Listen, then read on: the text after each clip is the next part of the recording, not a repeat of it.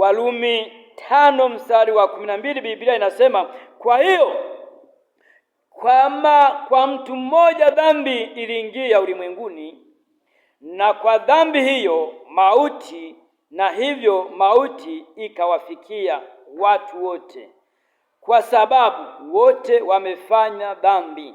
Maana kabla ya sheria dhambi ilikuwa ulimwenguni, lakini dhambi haihesabiwi isipokuwapo sheria. Kinachohesabika katika vitu viwili ni sheria.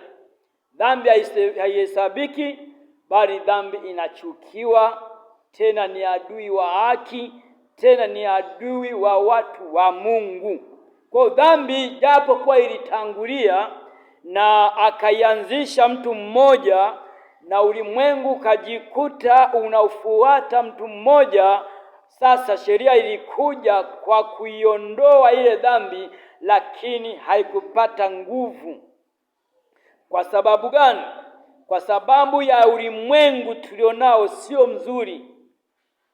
Ulimwengu unatengeneza mazingira, hata kale ka unafuu tuliko nako kwa kumtaja Yesu, bado watu wanaendelea kukaondoa, wakidai kuwa wanatetea amani. Na sisi tunatambua ya kwamba watu wa Mungu, hakuna amani katika dunia hii. Dunia hii ukiitafuta amani, dunia hii hautaipata kamwe. Fanya unavyojua, jifiche, kaongelee maeneo ambapo hawezi kukuona, lakini duniani hii ni sehemu ya matatizo na shida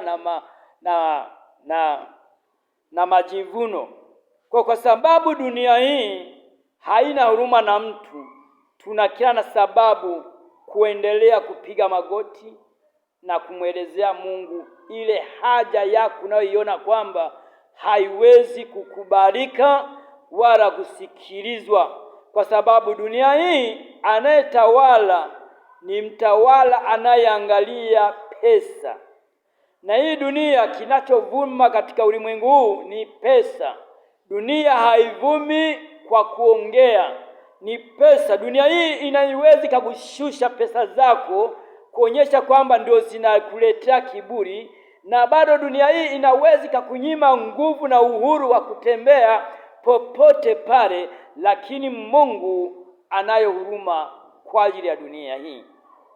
Na kwa sababu Mungu anayo huruma kwa ajili ya dunia hii, na dunia hii ni watu waliomo katika ulimwengu huu, kwa tuna kila na sababu kuonyesha kwamba tunayo amani na furaha tunapoishi na Kristo.